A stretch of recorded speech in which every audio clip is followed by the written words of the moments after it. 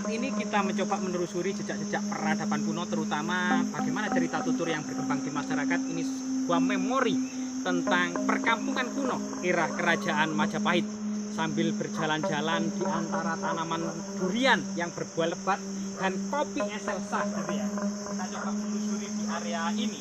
Jadi kondisinya memang daerah sini penuh dengan durian, kopi Excelsa ya yang berbuah lebat, mulai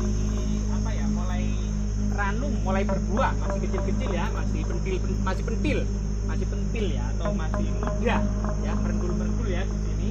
Dan coba kita mencari petunjuk di antara aliran air bekas hujan ini, biasanya akan tersingkap artefak-artefak yang sangat penting, biasanya seperti itu ya. Jadi kita coba akan menemukan memang beberapa jejak pecahan tembikar ya, seperti ini ya. Ini adalah bibir gentong, mungkin bibir kuali ya, atau yang saat ini ngaron gitu ya, yang merupakan gerabah pada masa kuno, atau genuk ya, atau jambangan ya. Nah ini cukup banyak, artinya memang di area ini dahulunya diduga merupakan bekas perkampungan kuno era kerajaan Majapahit. Coba kita telusuri lagi, berjalan menyusuri hutan pelan-pelan ini ya, sambil menikmati pemandangan yang cukup indah, tanaman cabai ya. Nah seperti ini juga di bawah ini kita juga menemukan ya jejak-jejak tembikar peradaban kuno ya. Ini bagian dalamnya yang sering kemudian untuk memasak air, kemungkinan karena di bagian luarnya ini sangat hitam kelam, jejak-jejak pembakaran ya, atau mungkin memasak gitu ya. Dan zaman dahulu memang tembikar ini dalam peradaban di dunia, memang masyarakat kuno tidak terlepas dari alat-alat tembikar seperti ini. Nah ini luar biasa sekali, banyak. Bahkan sebelum kita kesini tadi, ini ada cerita tutur di sana itu ada semacam lumpang batu ya yang cukup besar, entah itu memiliki fungsi magis sakral atau lumpang batu yang memiliki fungsi profan, yaitu untuk menghaluskan biji-bijian, rempah-rempah atau dedaunan. Kita akan masuk dan selidiki ke dalam hutan tersebut ya. Nah ini. Jadi memang ini tanaman kopi Excelsa yang daunnya itu sangat lebar, artinya sangat subur sekali. Lah buahnya seperti ini, biasanya cukup lebar, dan kalau berbuah matang misalnya satu sebagai lah, kopinya cukup besar-besar. Ini jenis Excelsa. Di area ini ada 3 jenis kopi yang ditanam oleh petani, yaitu Excelsa yang berdaun hijau lebar, kemudian Robustan yang berdaun agak lebih ke hijau mudan ya, dan Arabica yang berdaun kecil ya. Ini luar biasa sekali ya. Luar biasa sekali, aliran-aliran yang tergerus jalan ya, yang dibuat oleh masyarakat untuk ke kebunnya, dan tergerus oleh aliran air. Coba kita ke dalam semak-semak di sini ya. Ini selain surga pisang, kopi ya, tanaman pisang di sini itu tanpa perawatan ya. Seperti ini. Namanya jenis kopi Cavendish ya. Kopi ya. Ini jenis pisang Cavendish ya. Cuma tadi saya kena duri-duri gitu.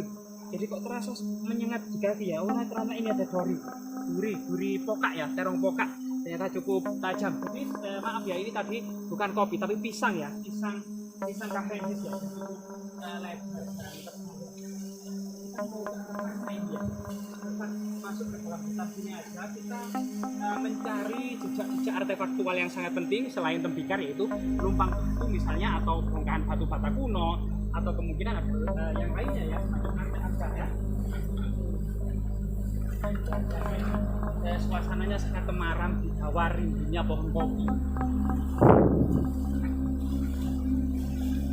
Pohon kopi dibawa ke Jawa ini oleh orang Eropa ya, kemungkinan dari Afrika atau dari India ya, yang itu pada waktu itu tanaman kopi menjadi tanaman kesenangan yang ditanam di pekarangan orang-orang Eropa.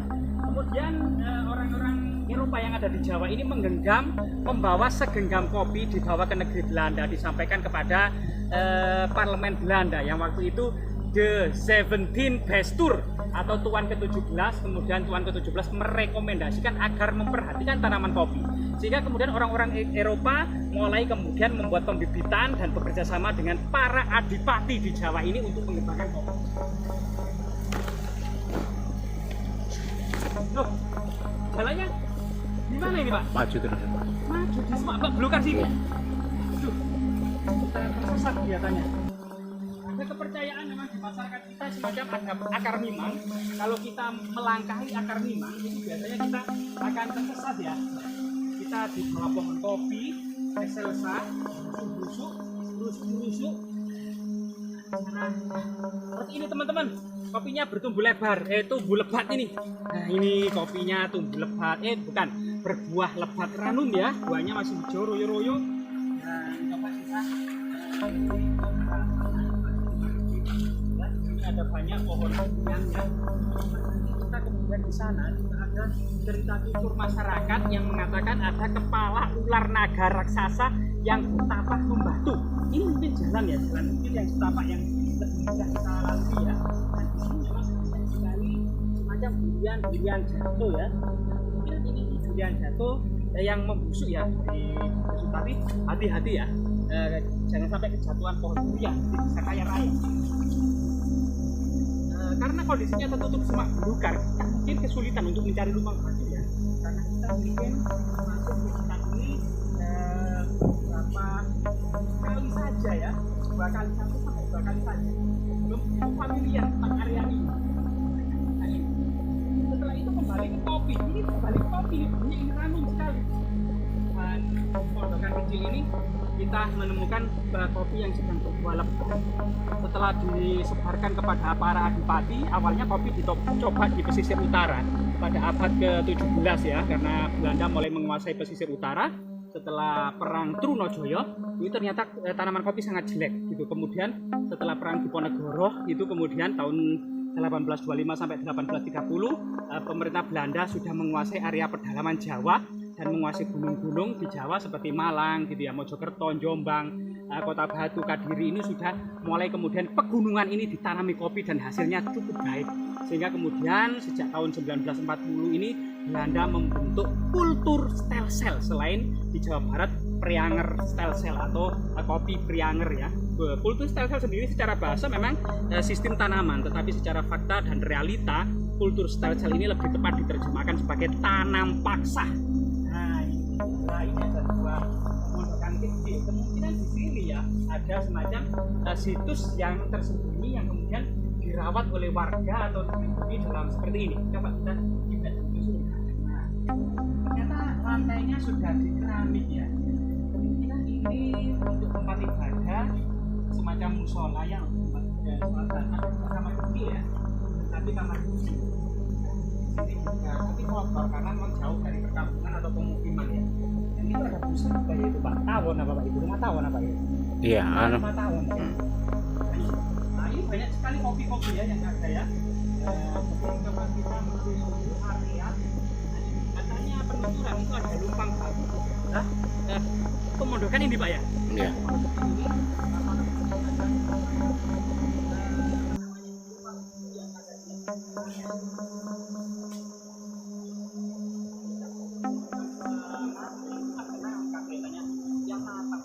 Ini Pak, ini yang diduga kemudian kepala naga raksasa yang membatu Pak. Itu Pak, sangat besar sekali seperti raksasa. Coba kita ke sana Pak. Coba mana ini jalannya Pak ya? Ya. Sini bisa Pak. Iya, langsung berusuk. Jadi kita ya, mencari penampakan dan artefak tua yang penting seperti ini mungkin di sini ya mungkin. Bukan ini tapi jejak dipecah ini. Sana di bawah pohon durian itu ada apa itu? Naik teman-teman. Ini juga tanaman porang ini yang pernah sempat viral. Tapi kemudian saat ini porang kelihatannya jatuh kelihatannya. Ini juga rombong ini. Kita naik kemana ini ya jalannya? Seperti ini apakah ada ularnya Pak biasanya Pak? Ada.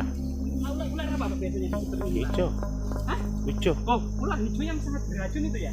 Yang biasanya 10 kali lipat ular kobra itu ya?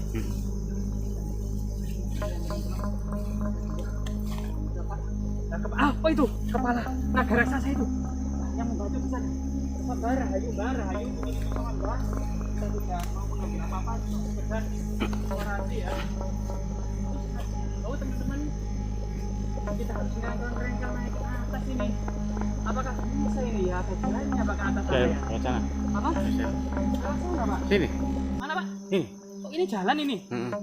Ini katanya jalan setapak yang biasa dilalui warga, teman-teman. Kita mencoba apakah ini peninggalan Neolitik dan Megalitik ya. Di situ ada kepalanya, ada matanya, sangat terlihat sekali tuh. Jadi sisik-sisiknya itu pating beronjol, kasar sekali. Sangat menyeramkan, teman-teman. Kita naik ke atas ini kelihatan ada jalan setapak ini. Tapi ada kerengkel-kerengkel ini lewat mana ya? Ini teman-teman. Ini juga terjadi. Kita kerengkel-kerengkel, teman-teman. Mana ini kameranya? Kerengkel ini ya. Luar biasa, teman-teman. Jadi masyarakat itu di lereng-lereng bukit ini ditanami durian. Mulai menanamnya itu adalah dengan biji durian. Jadi ini luar biasa sekali, sebuah kesabaran menunggu biji durian ini sampai tumbuh bertahun-tahun sampai berbuah. Ini adalah sebuah kesabaran yang sangat luar biasa yang dimiliki oleh para petani kita ya, menanam durian dari biji durian. Luar biasa sekali. Rahayu mbak, luar biasa. Juga seperti kepala ular naga raksasa yang bernama membatu. Jadi ada matanya yang melotot, teman-teman. Ada matanya yang melotot sangat besar, teman-teman.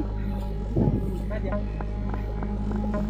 Ya, sangat besar misalkan apa dengan kita ya. Itu peradaban Megalitik, Neolitik, prasejarah ya. Kita saksikan, teman-teman ya.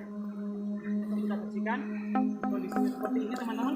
Jadi di situ ada matanya yang melotot melihat kita. Nah, dan di sini adalah hidungnya. Nah, dan di sini adalah kepala raksasa tersebut yang sangat besar ya. Yang ada kuncungnya yang ditumbuhi oleh jenis pakis-pakisan atau pakuan yang seperti kuncung ya. Jadi ini adalah kekayaan alam kita yang perlu kemudian diekspos ya. Selain kemudian kita melihat pemandangan alam yang luar biasa sekali serta keindahannya ya. Ya, rahayu Mbah. Ya, kemungkinan memang dahulunya memang kepala naga raksasa yang bernama membatu ini juga jenis-jenis menhir ya, dimungkinkan jenis menhir sebagai sebuah situs pemujaan, dipercaya sebagai bersemayamnya arwah leluhur, dan kemudian bisa kemudian di area ini adalah sebuah jejak pemukiman ya era prasejarah atau juga dilanjutkan pada masa peradaban kuno sebagai situs kabuyutan atau kapitayan. Selain kita bisa menikmati banyak sekali buah-buahan yang berbuah ranum. Selain kopi itu durian dan alpukat serta pisang sangat banyak sekali, luar biasa sekali. Dan pegunungan yang sangat luar biasa sekali ini adalah kita berada di lereng Gunung Anjas-Moro ya, tepatnya di ujung selatan dari Kecamatan Gondang, Kabupaten Mojokerto, Jawa Timur. Semoga bermanfaat, teman-teman.